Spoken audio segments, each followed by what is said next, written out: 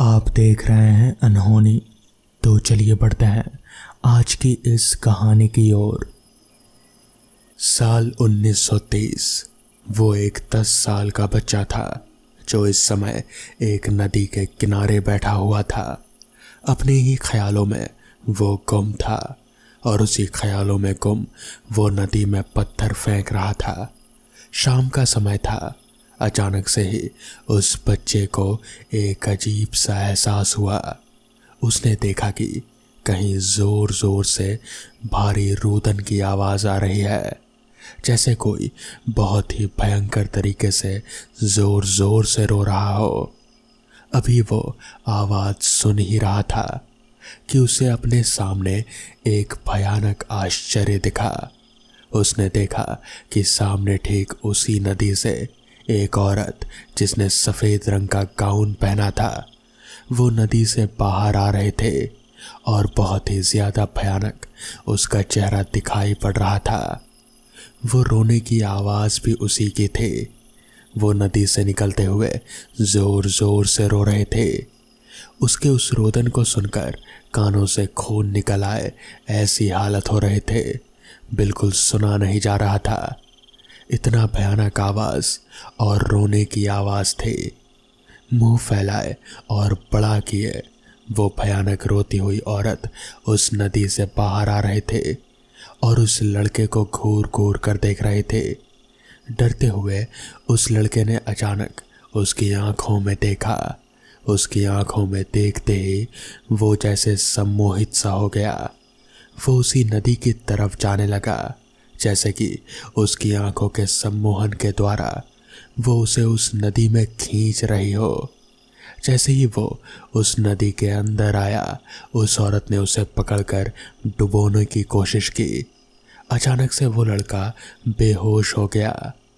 पानी के बहाव में बहता हुआ वो लड़का नदी के किनारे आ गया। उसकी किस्मत अच्छी थी कि वो बच गया। सांसें अब भी चल रहे थे। वहाँ के गांव वालों ने जब देखा कि नदी के किनारे कोई बच्चा बेहोश पड़ा है, तो वो लोग उसे उठाकर ले आए और उसके होश आने का इंतज़ार करने लगे। जैसे ही उस लड़के को होश आया, वो बहुत ही चीखते और चिल्लाते हुए उठ बैठा। उसे ये करता देख वहाँ के लोगों ने पूछा कि क्या हुआ। तब उस लड़के ने उस भयानक रोती हुई औरत की कहानी सुनाई, जो बहुत ही ज़्यादा भयानक दिखते थे और जिसने सफ़ेद गाउन पहना था। रोते हुए वो पानी से बाहर आ रहे थे।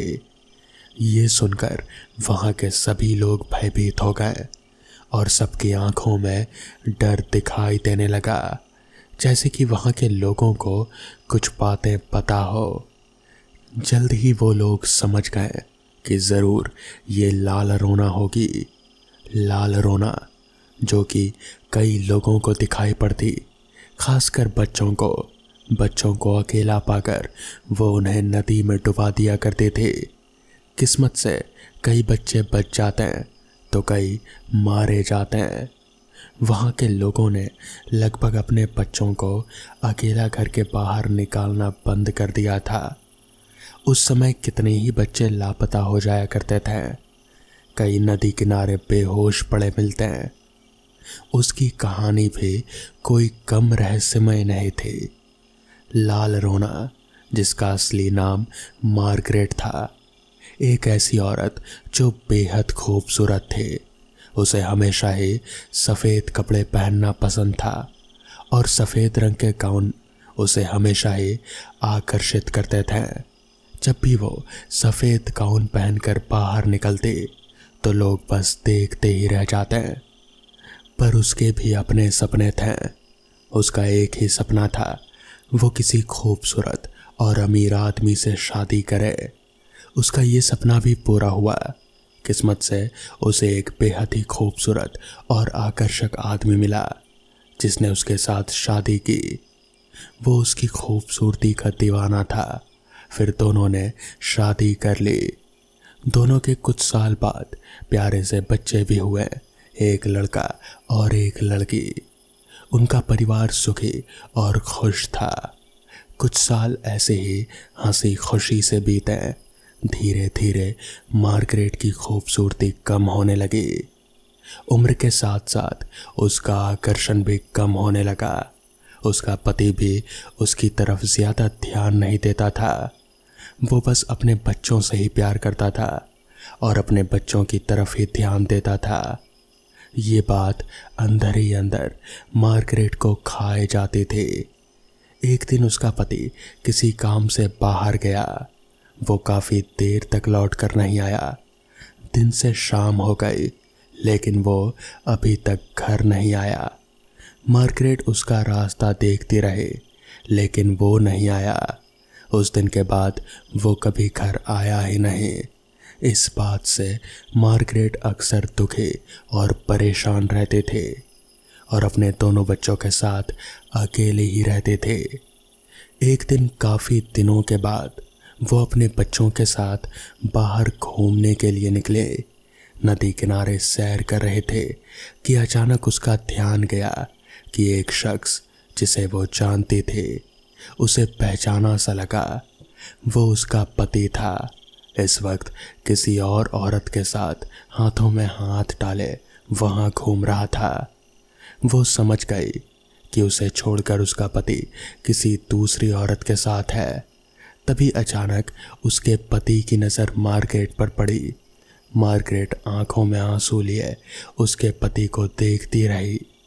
उसके पति ने मार्गरेट को अनदेखा करते हुए उसके बच्चों की तरफ देखा और उनकी तरफ देखकर मुस्कुराया। ये बात मार्गरेट को अंदर तक चुभ गई। वो खुद को अपमानित महसूस करने लगी। गुस्से और अपमान में जली वो अपने पति को सबक सिखाने चाहती थी। एक ऐसा सबक जो उसकी ज़िंदगी भर उसे हमेशा हमेशा के लिए बदल कर रख देने वाला था। उसने अपने पति की सबसे अनमोल चीज़ और खुद भी जिससे वो सबसे ज़्यादा प्यार करते थे, अपने दोनों बच्चों को उसने मारने का फैसला किया। उसका पति उससे प्यार नहीं करता था बल्कि उसके दोनों बच्चों से प्यार करता था। ये बात मार्गरेट को चुभते थे। इसलिए एक दिन वो अपने दोनों बच्चों को नदी किनारे घुमाने के बहाने लेकर गई और वहाँ पर अपने दोनों बच्चों को पानी के अंदर डुबाकर उसने मार दिया। उसके बच्चे छटपटाते रहे लेकिन गुस्से और अपमान की अग्नि में मार्गरेट को कुछ भी दिखाई नहीं पड़ा। जब उसका गुस्सा शांत हुआ तब उसने देखा कि उसने अपने हाथों से ही एक बहुत बड़ा पाप कर दिया है। उसने उन्हें बचाने की कोशिश की पर तब तक बहुत देर हो चुकी थी। उसने अपने ही बच्चों को अपने हाथों मार दिया। इस बात से वो बहुत ज़्यादा आहत हो गई।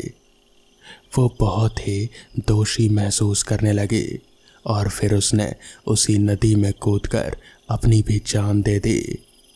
जब वो एक आत्मा बनी तो वो अपने बच्चों की आत्माओं को ढूंढने लगी ताकि वो उन्हें अपने साथ लेकर जाए, लेकिन उसके बच्चों की आत्माएं उसे मिली ही नहीं। उसकी दुख और वेदना में वो एक भयानक तरीके से रुदन करती हुई एक भयानक रूह में तब्दील हो गई जो अपने बच्चों को ढूंढती है। आज भी मार्गरेट जो अब लाल रोना बन गई है, जिसका मतलब होता है भयानक रोती हुई औरत, एक भयानक रुदन करती हुई औरत, इसलिए वहाँ के लोगों ने उसका नाम लाल रोना रख दिया है। वो अक्सर अकेले बच्चे, खासकर लड़का और लड़की, अगर एक साथ दिख जाए तो वो उन्हें सम्मोहित करके पानी में खींच लेती थी और उन्हें मार देती थी। वो उन्हें अपने बच्चे समझते थे जो मारने के बाद वो उनकी आत्मा को अपने साथ लेकर जा सकते थे, पर आज तक उसके बच्चों की रूह उसे नहीं मिली। ऐसे ही ना जाने मैक्सिको के कितने ही साल डर में बीते हैं। लाल रोना पिछले 150 सालों से मैक्सिको की अर्बन लेजेंड बनी हुई है।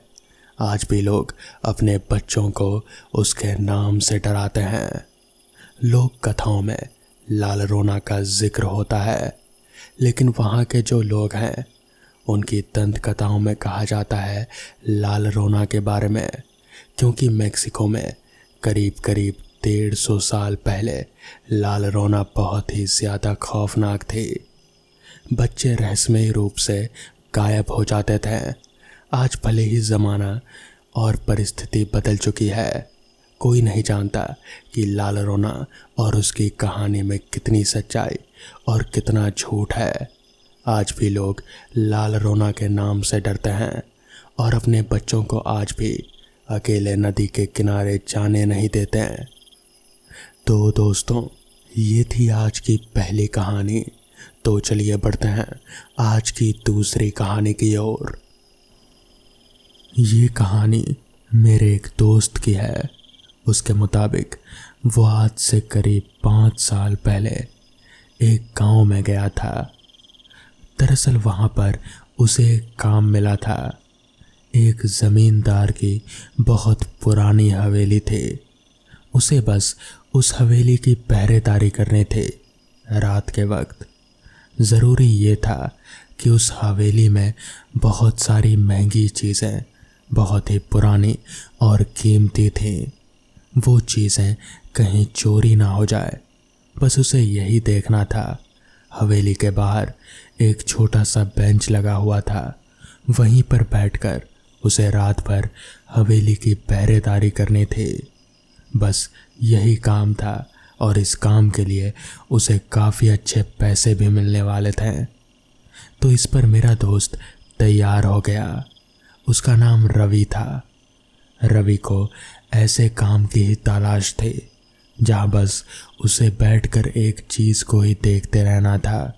कोई ज़्यादा मेहनत नहीं, बस रात भर जागना ही तो था।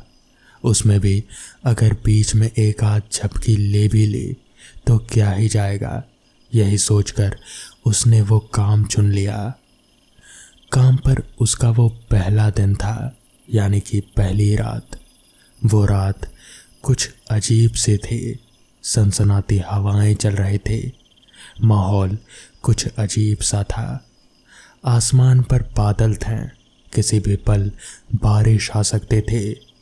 वो इसके लिए पहले से ही तैयार था, इसीलिए तो वो अपने साथ में छाता भी लेकर आया था।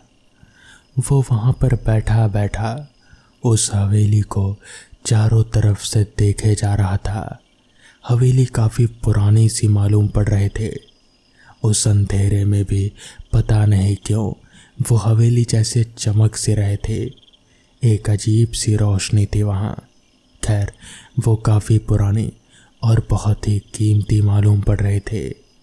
उसके अंदर भी काफ़ी कीमती सामान है, ऐसा उसके मालिक ने कहा था रवि को। रवि सोच में पड़ गया कि आखिर ऐसा कौन सा कीमती सामान है कि उसे एक चौकीदार को रखना पड़ा। और अगर इतना ही कीमती सामान है तो वो मालिक खुद इस हवेली में क्यों नहीं रहता।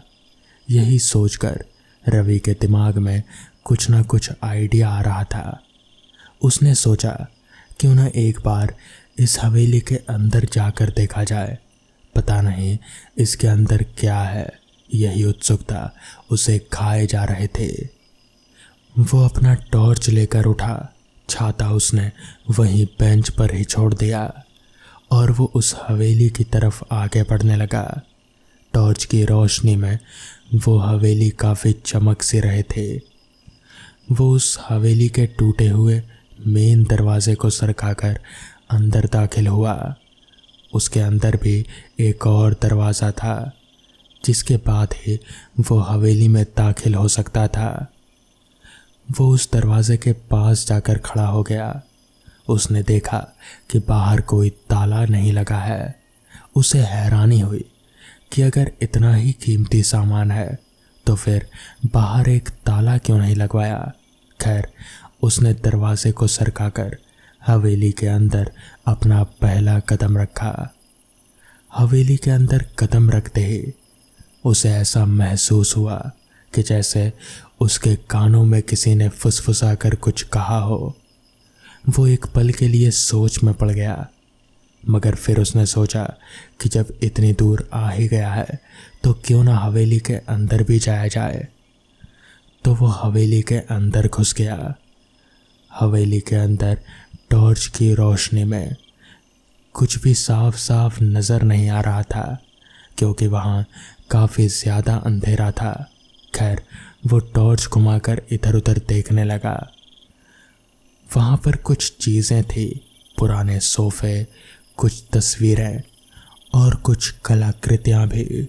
रवि ने सोचा कि बेशक ये बहुत महंगी होंगी, इसीलिए तो मालिक ने मुझे यहाँ पर रखा है इनकी देखभाल करने को। रवि ये सब सोचकर अभी टॉर्च की रोशनी इधर उधर घुमा ही रहा था कि तभी अचानक से उसके सामने एक बहुत ही भयानक सी दिखने वाली औरत आ खड़ी हुई। उसका पूरा चेहरा जला हुआ था, उसकी आंखें लाल चमक रही थी। उस औरत को एकदम से अचानक से पाकर रवि वहीं ज़मीन पर गिर पड़ा। वो बहुत डरा हुआ था। वो घसीटते हुए दरवाजे की ओर बढ़ने लगा। वो औरत भी लगातार उसकी ओर बढ़ रहे थे, मगर तभी रवि एक झटके से उठा और वो हवेली से दरवाज़ा खोलकर बाहर निकल आया। उसने पीछे पलटकर देखा तो वो औरत बाहर नहीं आ रहे थे, वो उस हवेली के अंदर ही थे। रवि भागते भागते वहाँ से दूर जा पहुँचा। उसने इस बात का जिक्र अगले दिन उस हवेली के मालिक ज़मींदार से किया, तो उसने बताया कि दरअसल बहुत पहले उस हवेली में एक घटना घटी थी, जिसके बाद से वो हवेली भूतिया हो गई है। उसमें कोई भी रह नहीं सकता और उसमें बहुत से कीमती सामान भी है जिसकी देखभाल भी करनी होती है। इसीलिए उन्होंने रवि को रखा था, मगर रवि ने उसी दिन ही वो नौकरी छोड़ दी। बरसात का मौसम मुझे कुछ खास पसंद नहीं है। वैसे भी बहुत ज़्यादा कीचड़ होता है और गीला गीला बारिश मुझे बिल्कुल भी नहीं पसंद। मगर उस रात मेरी मजबूरी थी। मैं कार लेकर उस सुनसान रास्ते पर आगे बढ़े जा रहा था। बारिश बहुत तेज थी, इतनी तेज कि सामने का कुछ भी साफ साफ नज़र नहीं आ रहा था, सिर्फ बारिश की मोटी मोटी बूंदों के अलावा। मैं जिस रास्ते पर आगे बढ़ रहा था उस रास्ते पर मेरे अलावा और कोई गाड़ी या फिर और कोई शख्स नज़र नहीं आ रहा था। ना ही कोई दुकान थी, ना ही कोई घर। रास्ते के दोनों तरफ सिर्फ घना जंगल। मैं पहले कभी भी ऐसे रास्ते पर नहीं गया था। उस रास्ते पर कुछ तो अजीब सा था। मुझे एक अजीब सी बेचैनी सी महसूस हो रही थी। ऊपर से बारिश और बादल गरजने की आवाज़ बीच बीच में मुझे एकदम से चौंका दे रहे थे। अभी मैं आगे बढ़ ही रहा था कि तभी अचानक मुझे ऐसा महसूस हुआ जैसे कार की छत पर कुछ धड़ाम से आकर गिरा हो। मैंने एकदम से कार रोक दी। मैं सोचने लगा कि इतनी रात गए, अचानक से इस तरह कार के छत से आवाज़ आई कैसे? आखिर क्या ही गिरा होगा छत के ऊपर? पहले तो मैंने सोचा कि मैं गाड़ी को वापस से आगे बढ़ा लूं, मगर फिर पता नहीं मेरे दिमाग में क्या आया। मैं छाता लेकर गाड़ी से बाहर निकला और कार की छत की तरफ देखा तो वहाँ कुछ भी नहीं था, कुछ भी नहीं, मगर कार की छत थोड़ी सी चपटी सी हो गई थी। मुझे समझ नहीं आया कि आखिर ऐसा कैसे हो सकता है। अगर छत पर कुछ गिरा ही नहीं तो फिर कार का रूफ इस तरीके से चपटा कैसे हो गया। खैर, मुझे वहाँ कुछ अच्छा नहीं लगा तो मैं जल्दी से कार में बैठ गया, छाता बंद किया और वापस से गाड़ी लेकर आगे बढ़ने लगा। अभी मैं गाड़ी लेकर आगे बढ़ ही रहा था कि तभी मुझे कुछ अजीब सी आवाज़ें आने लगी। मैंने उन आवाज़ों को गौर से सुना तो ऐसा लग रहा था जैसे कि कोई फुसफुसा रहा हो। वो आवाज़ कार के अंदर से ही आ रही थी। मुझे समझ नहीं आया कि आखिर ऐसा कैसे हो सकता है। कार में तो मेरे अलावा कोई है ही नहीं, तो फिर यह फुसफुसाहट की आवाज़ कैसी? अभी मैं ये सब सोच ही रहा था कि तभी मेरी नज़र कार के रियर व्यू मिरर पर गई तो वहाँ मैंने जो देखा वो देखकर मेरे होश उड़ गए। मैंने देखा कि एक शख्स मेरी कार की पिछली सीट पर बैठा हुआ था। उसका चेहरा बहुत ही ज़्यादा डरावना था। उसकी आंखें बिल्कुल सफ़ेद थी और चेहरा ऐसे जैसे कि गाड़ी के नीचे आकर कुचला हुआ हो।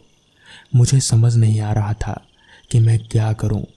आखिर ये शख्स मेरी कार में आया कैसे। मैं कुछ भी समझ नहीं पा रहा था, मगर मैं इतना ज़रूर जानता था कि अगर मैंने कार रोकी या फिर मैंने पीछे पलटकर अचानक से देख भी लिया तो भी मेरी जान को खतरा है। तो मेरे लिए यही अच्छा रहेगा कि मैं इस आदमी को कैसे भी कर नज़रअंदाज करूं और कार लेकर आगे बढ़ता रहूं जब तक कि वो आदमी मुझे कोई नुकसान नहीं पहुंचाता। जिस वजह से मैं कार लेकर वापस से आगे बढ़ने लगा। मैं कार चलाता रहा और बस चलाता रहा। मेरे हाथ स्टीयरिंग पर कांप रहे थे, मगर पीछे पलटकर देखने की मेरी हिम्मत नहीं हो रही थी। वो शख्स मेरे पीछे बैठा एकटक मुझे ही घूरे जा रहा था और मैं बीच बीच में तिरछी नज़र से रियर व्यू मिरर पर देख ले रहा था। कुछ दूर जाने के बाद अचानक से कार रुकी और फिर कार के पीछे साइड का दरवाज़ा खुला और वो शख्स कार से नीचे उतरा।